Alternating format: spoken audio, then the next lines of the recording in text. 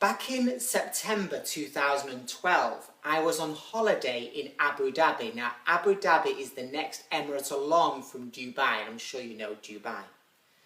While I was there, it was 3 days before I was coming back to the UK, and I went for a long walk for an hour and a half one evening in really hot heat. And when I came back, I went to bed, and as I sat in bed, there was something not quite right, and I reached down and felt my left testicle. And it was harder than usual, and that fazed me and freaked me out a bit.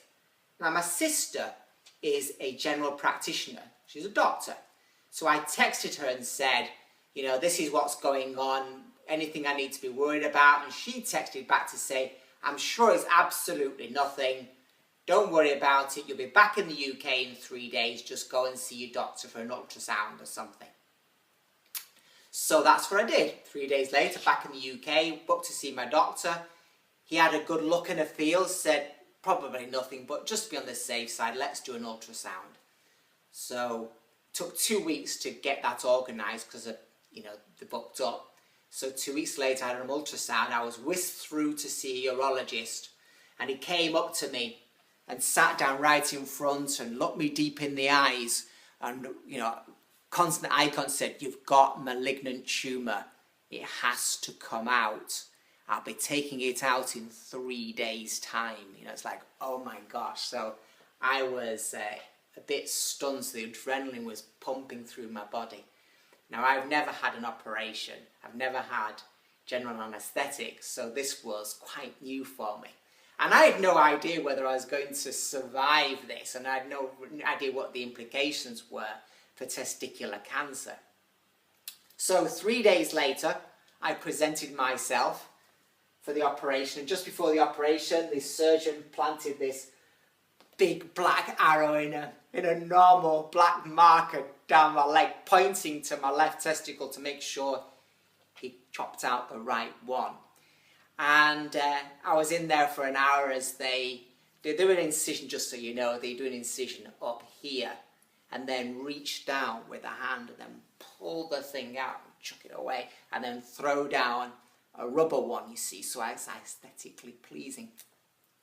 And because it was cutting through a major muscle group, it meant that I was walking like a 70-year-old for the next 2 weeks and recovered. Now, from there, of course, it's like, well, has the cancer spread? So you end up having to do a CT scan, as I did here.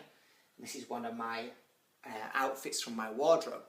And, the consequence was that it turns out I'm completely clear. The cancer hadn't spread up into my lymph nodes, so there was no need for chemotherapy, which was a relief. So I'm now completely clear. You can come near me and not catch anything. Now, I'm telling you this for a number of reasons. The first reason is whatever's going on for you health-wise, or there's always an opportunity to procrastinate. Now, if I had not done anything about my situation, I would be dead in 2 years. The cancer would have spread right through my body. And you think the mortality from that years ago, now we can solve it, just pull the thing out. Equally, if I'd left it a bit longer before I'd seen the doctor, then again, the cancer would have spread. I would have had to have chemotherapy, and there's an impact on the immune system, and I lose my hair. And I've got most of it as it is. So, that was really important. So for you, there's only today. So I would recommend that if there's anything going on for you physically, or there's things in your work that you think you can do tomorrow, do it today. Now, really the main point, and it's a dramatic point regarding telling this quite dramatic story, is you're going to die one day, and it's about whether you will be remembered. Now, if you have children, as I do, then it's great that, it's likely that they will remember me. I hope so anyway. But what we remember is the stories, and it really helps if those stories get written down, that they're actually documented, so that you document the stories of your life, the insights that you have got. And it's the same for your business. You want to document what's worked for you, what the lessons you've learned, the skills that you have, which you can share with your audience, whether that's your staff, your colleagues, or your clients. And it's easy to put these off. It's like, well, there's so much I know.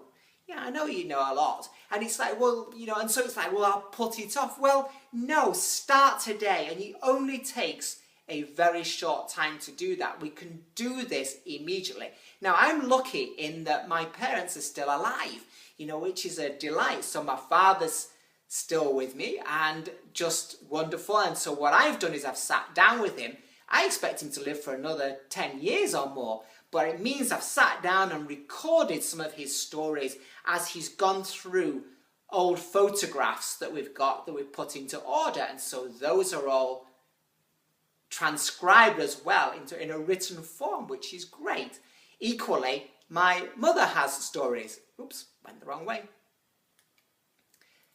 That we've also been listening to and hearing her stories.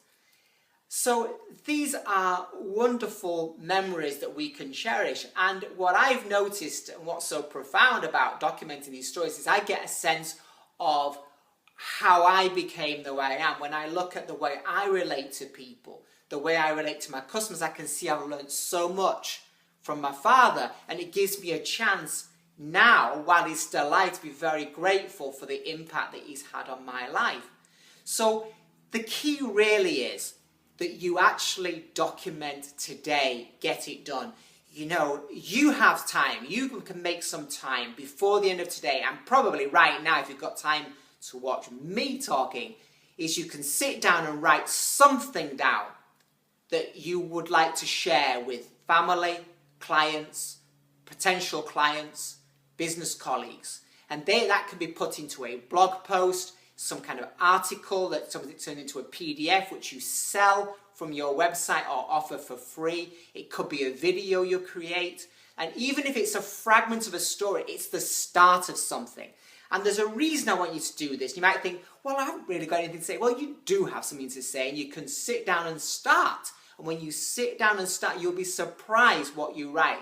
And if you think, well, yeah, there's this story I could start writing it, but I'm not really sure what I got from it. Well, you don't know that until you sit down and actually start to write your insights. Because as you start to write, you'll be surprised what comes out. I mean, there's times when I've sat down to write like a fragment of an insight I've had, or a lesson or principle that I teach my clients. And I've written for 1,000 words and amazed myself that I could write 1,000 words just like that.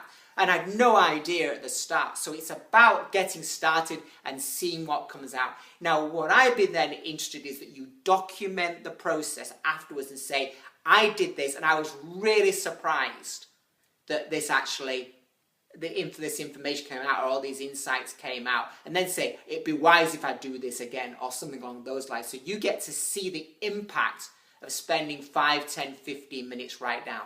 So do something today, get something down on paper, as in get it typed, and get it out there, post it straight away, or pass it through your network. Take care. I hope that's been helpful to you. See you again soon. My name's Christopher John Payne. All the best. Bye-bye.